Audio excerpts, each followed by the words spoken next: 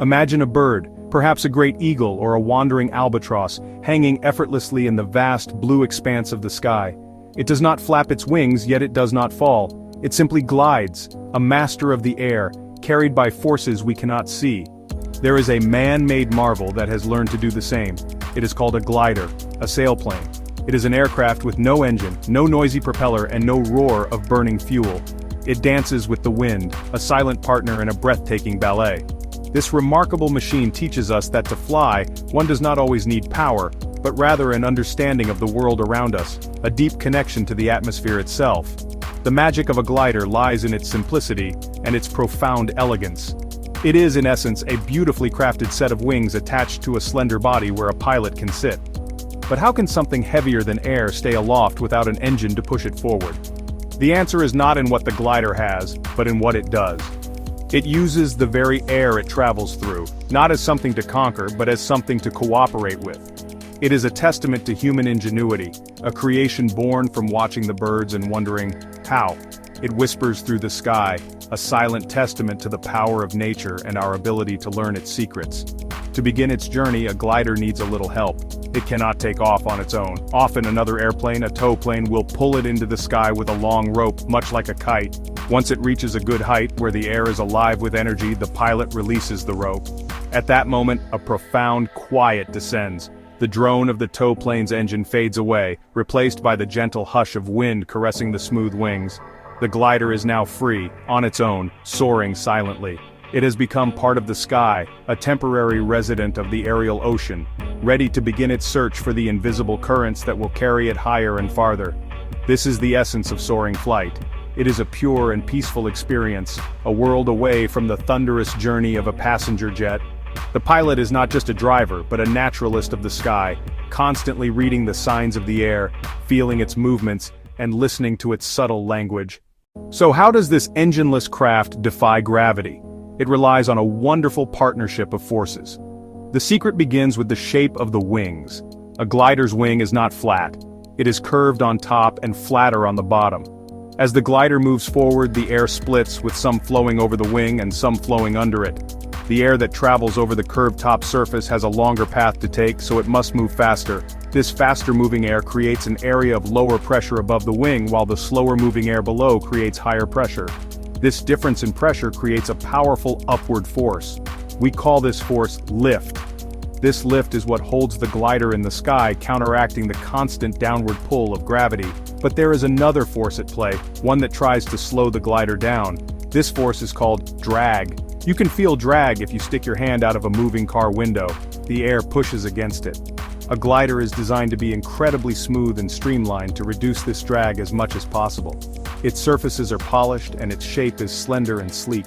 It is a delicate balance, a constant negotiation between the upward push of lift and the backward pull of drag. To generate the lift it needs, a glider must always be moving forward. But without an engine, how does it do that? The answer is simple and quite brilliant: gravity.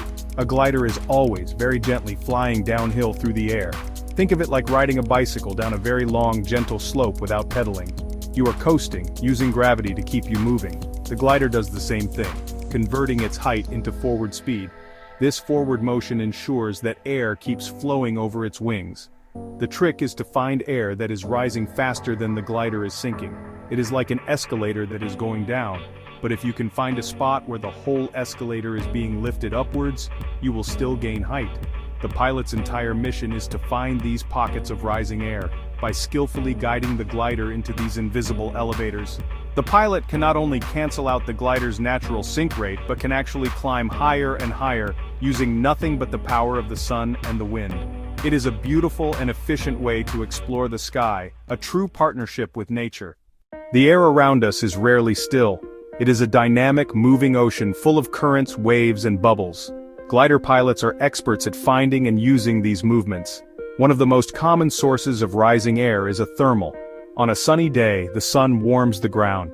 Some surfaces, like a dark plowed field or a large parking lot, get hotter than others, like a forest or a lake. This hot spot warms the air directly above it.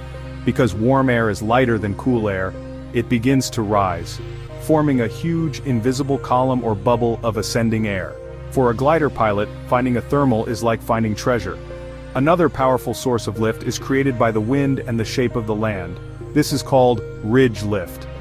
When a steady wind blows against the side of a large hill or a mountain range, it has nowhere to go but up. This creates a band of rising air that flows up and over the ridge. A glider pilot can fly back and forth along the face of this ridge, riding this wave of air like a surfer on an ocean wave. They can stay aloft for hours, soaring along the length of the mountain chain, using the mechanical lift generated by the wind and the terrain. It is a predictable and reliable source of energy, a gift from the landscape itself. A third, and perhaps most spectacular form of lift, is known as wave lift. This occurs when strong winds blow over mountains. Just as water flowing over a rock creates ripples downstream, the air flowing over a mountain range can create enormous smooth waves in the sky that can extend for many miles downwind. These waves are completely invisible, but they contain incredibly powerful and smooth, rising air. By flying into these atmospheric waves, gliders can climb to astonishing altitudes, far higher than the mountains that created them. This is the realm of the high-altitude glider, soaring silently in the thin, cold air of the upper atmosphere. So the sky is not empty, it is filled with these invisible structures of energy. There are thermals born from the warmth of the sun on the earth. There is ridge lift, created by the wind interacting with the land. And there are mountain waves, the giant, silent ripples in the sea of air. A glider pilot learns to see the world differently, to look at the ground and the clouds, not just for their beauty, but for the clues they offer about the invisible world of air currents above. They are constantly searching for these natural elevators, the secret pathways that allow them to journey through the sky. If you look closely at a glider, you will notice something quite striking about its wings. They are incredibly long and remarkably thin, like the wings of an albatross.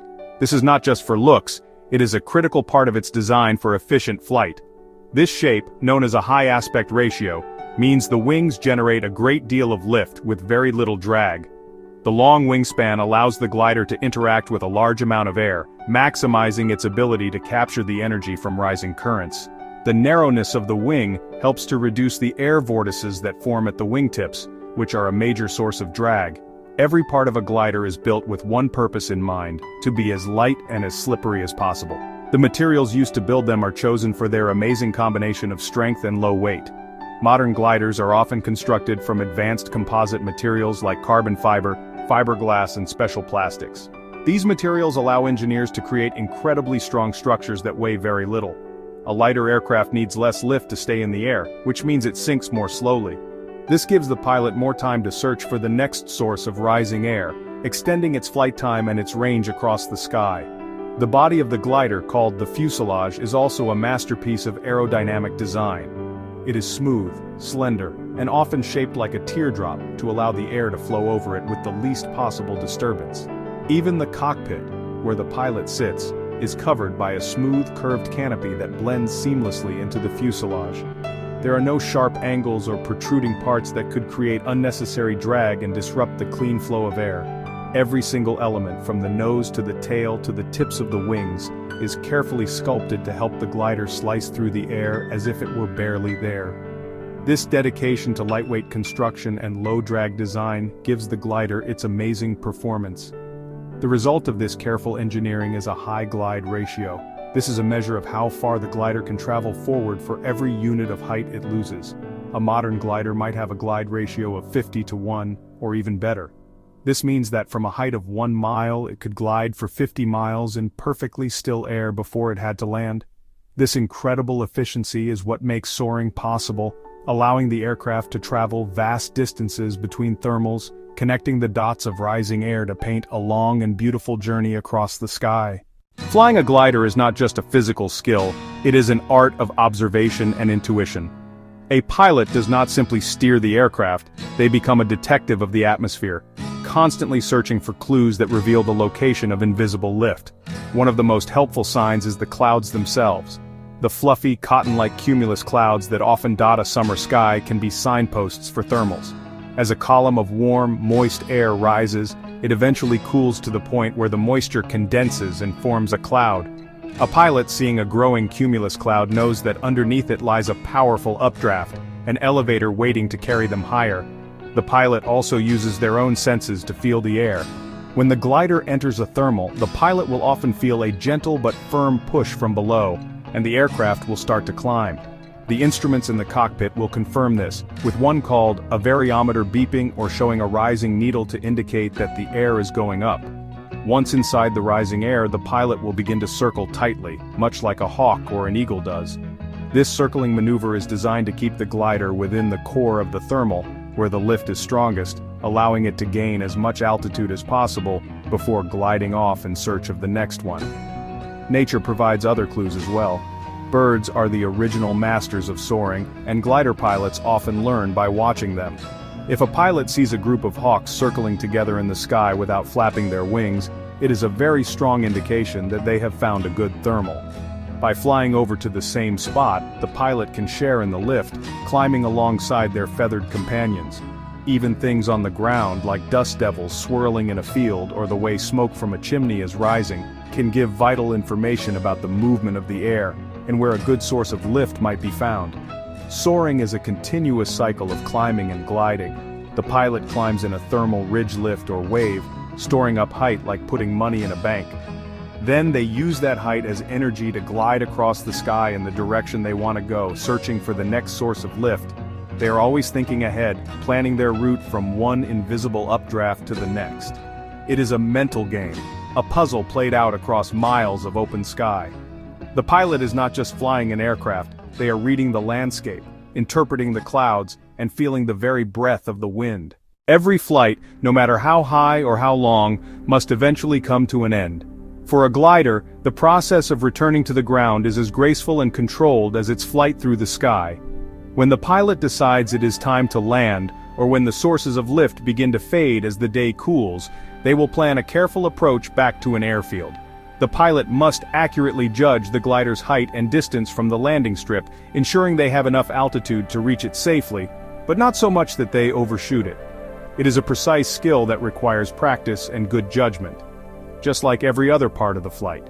To control the descent more precisely, gliders are equipped with special devices called spoilers or air brakes. These are panels on the top surface of the wings that the pilot can extend upwards into the airflow. When extended, the spoilers disrupt the smooth flow of air over the wings, which has two effects. It reduces the amount of lift the wings are creating, and it significantly increases the drag. This allows the pilot to make the glider descend more steeply without gaining unwanted speed. It gives them a powerful tool to control their glide path, making it much easier to touch down exactly where they intend to on the runway. As the glider nears the runway, the pilot flies a specific pattern, just like a powered airplane, to line up perfectly with the landing strip. The approach is silent, with only the sound of the wind rushing past the cockpit. The pilot uses the spoilers to adjust the descent rate, aiming for a specific spot on the runway. It is a moment of intense focus. They must manage their speed and angle of descent, making small, precise adjustments to the controls. The ground rushes up to meet them, and with a final gentle pullback on the control stick, the pilot flares the glider, raising its nose slightly to slow it down for a soft touchdown. The landing itself is remarkably gentle. The glider usually has only one main wheel located under the fuselage, so it touches down and rolls for a short distance, before one of its wingtips gently lowers to rest on the ground. The journey is complete. From the initial tow into the sky to the final quiet roll along the grass, the glider has demonstrated a beautiful partnership with the forces of nature. The safe and controlled return to Earth is the final act in this silent ballet, a testament to the skill of the pilot and the brilliant design of these magnificent flying machines. When we think of an airplane, we usually picture a passenger jet or a small propeller plane. These aircraft are incredible machines that have made our world smaller, but they fly in a fundamentally different way from a glider. A powered aircraft uses an engine to create thrust. This thrust, from a roaring jet engine or a spinning propeller, pushes the airplane forward through the air at high speed. This constant forward push forces air over the wings, generating the lift needed to overcome gravity and climb into the sky. The engine is the heart of the flight, providing the power to go where the pilot wishes, regardless of the air's movement. A glider, on the other hand, is a purist. It has no engine to rely on. Its flight is a delicate dance with the atmosphere. While a powered plane can simply power its way through sinking air, a glider pilot must actively avoid it and seek out rising air. This creates two very different experiences of flight. The journey in a powered plane is often direct and predictable, a means of getting from one point to another. The journey in a glider is an exploration, a winding path that follows the invisible highways of energy in the sky. It is less about the destination and more about the elegant and silent journey itself. The feeling inside the cockpit is also worlds apart. In a powered plane there is the constant sound and vibration of the engine. It is a powerful and reassuring presence, but it separates you from the world outside. In a glider, once the tow rope is released, a profound silence takes over. The only sounds are the whisper of the wind and the quiet beeping of the variometer. You can hear the air, feel its every movement. It is an immersive experience that connects the pilot directly to the element in which they are flying. It is a peaceful, almost meditative state, soaring like a bird. Ultimately, both powered airplanes and gliders are marvelous inventions that allow us to experience the wonder of flight. A powered plane offers speed, power, and reliability, conquering the skies with force. A glider offers elegance, efficiency, and a unique partnership with nature, befriending the skies with understanding. Learning to fly a glider is often said to be the best way to truly learn the fundamentals of flight. It teaches a pilot to be sensitive to the air, to understand the core principles of lift and drag, and to appreciate the silent, invisible power that holds the key to the sky.